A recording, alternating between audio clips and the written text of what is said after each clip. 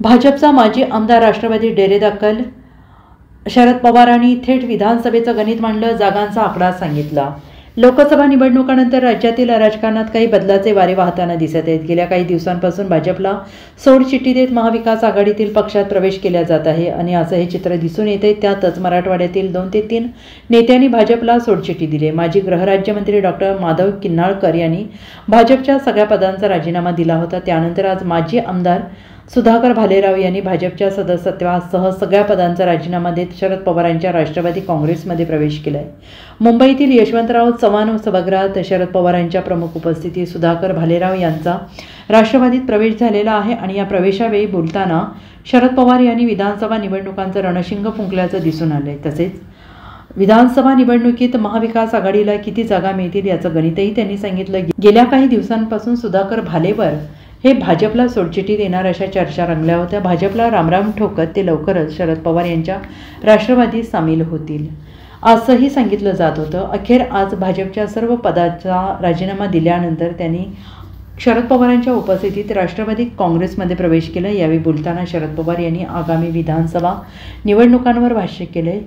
निवडणुका झाल्यानंतर राष्ट्रवादीत सहभागी होण्यासाठी कार्यकर्ते येत आहेत। चित्र बदलायचं असेल तर राष्ट्रवादीला ताकद देण्यासाठी कार्यकर्ते येतात, ही चांगली गोष्ट आहे। जबरदस्त शक्ती आपण उभी करायला लागलोय। एक उदगीर आणि देवळालीतील कार्यकर्ते येत आहेत। मागील वेळी राष्ट्रवादीचा उमेदवार निवडून दिला, मात्र या दोन्ही मतदारसंघातील उमेदवारांनी मतदारांचा घात केलेला आहे। उमेदवारांनी मतं दिली, विधानसभेत पाठवलं, त्यांनी साथ सोडली आणि वेगळी भूमिका घेतली, पण लोकांना काही गोष्टी आवडत नाहीत असंही शरद पवार यांनी म्हटलेलं आहे। तसेच जे निवडून आले त्यांना योग्य प्रकारचा धडा शिकवण्याची गरज असल्याचं त्यांनी म्हटलेलं आहे। आज या ठिकाणी पक्षामध्ये प्रवेश करण्याच्या संबंधीचा हा सोहळा आहे आणि मी बघतोय निवडणुका झाल्याच्या नंतर कालच्या महाराष्ट्रात ठिकठिकाणी मोठ्या प्रमाणावर राष्ट्रवादी काँग्रेस पक्ष याच्यामध्ये सहभागी होण्याच्यासाठी कार्यकर्ते येतात। ते विविध पक्षातून येतात, काही कुठल्या पक्षात नसतील तरी महाराष्ट्राचं चित्र बदलायचं असेल तर राष्ट्रवादी काँग्रेस पक्षाला शक्ती द्यायला हवी आहे हा विचार त्यांच्या मनामध्ये आहे। असे सुद्धा लोक ठिकठिकाणी येतात आणि म्हणून पक्षाच्या दृष्टीने ही भाग्याची गोष्ट आहे।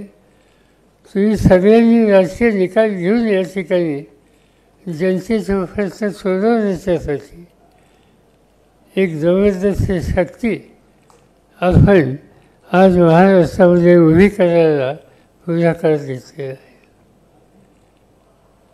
आजच्या या प्रवेशाचं एक वैशिष्ट्य आहे,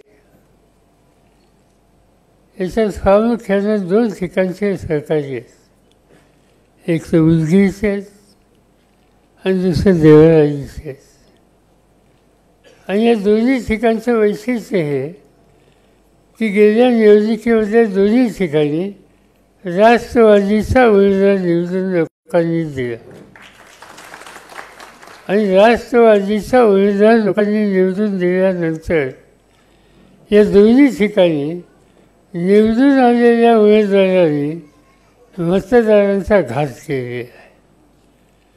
त्यांनी ज्या मतदारांनी मतं दिली आणि महाराष्ट्राच्या विधानसभेमध्ये त्यांना पाठवलं,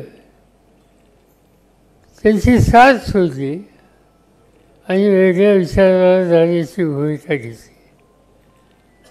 आणि आत्ताच आधीच्या सरकारने सांगितलं की लोकांना काही गोष्टी आवडत नाहीत, तुम्ही मतं मागायला एका नावाने एका विचाराने येतात आणि ती दिल्याच्या नंतर तुम्ही दुसऱ्या रस्त्यावर जातात, हे वागणं शहाणपणाचं नाही असं जन्मच आहे। आणि त्यामुळे या दोन्ही ठिकाणी जे निवडून आले होते, ज्यांना पक्षांनी आणि कार्यकर्त्यांनी प्रतिष्ठा दिली, त्यांनी जनतेचा आणि पक्षाचा घात केला आणि त्यांना योग्य प्रकारचा धडा शिकवण्याच्यासाठी आवश्यकता आहे आणि त्याच भावनेनं आपण सगळ्यांनी हा एक अत्यंत महत्त्वाचा राजकीय निकाल आज या ठिकाणी घेतला. जे अनुभव लोकांनी बघितले गेले 5 वर्ष मोदींच्या राज्याचं, महाराष्ट्राच्या राज्याचं, आणि हे बघितल्यानंतर लोकसुद्धा या निष्कर्षाला आले की राज्य बदललं पाहिजे. आणि ते राज्य बदलायचा निकाल लोकांनी घेतला आणि 48 पैकी 31 लोकांना आपल्या विचाराला लोकांनी शक्ती दिली आणि एक प्रकारचा नवीन इतिहास घडवला. हे 31 जणांना विजय केलं तर राष्ट्रवादीच्या 10 पैकी 8 लोकांना निवडून दिलं. याचा अर्थ आहे की ही सुरुवात आहे. आणि याच्यानंतर ऑक्टोबर महिन्यामध्ये महाराष्ट्राच्या विधानसभेची निवडणूक होईल. त्यावेळेला 288 ज्या जागा आहेत त्या 288च्या जागेमध्ये मला चित्र असं दिसतं आहे 250पेक्षा जास्त जागा या विरोधकांच्या येतील आणि त्यामुळं महाराष्ट्राचं राजकारण बदलायची अपेक्षा आहे. त्याची पूर्तता ही लोक करण्याच्यासाठी तयार आहोत. त्या लोकांना शक्ती देणं, त्यांना विश्वास देणं, त्यासाठी कष्ट करणं ही जबाबदारी तुमची माझी सगळ्यांची आहे आणि ती करण्याची आपण तयारी ठेवूया. Bureau report SBN Marathi, Mumbai.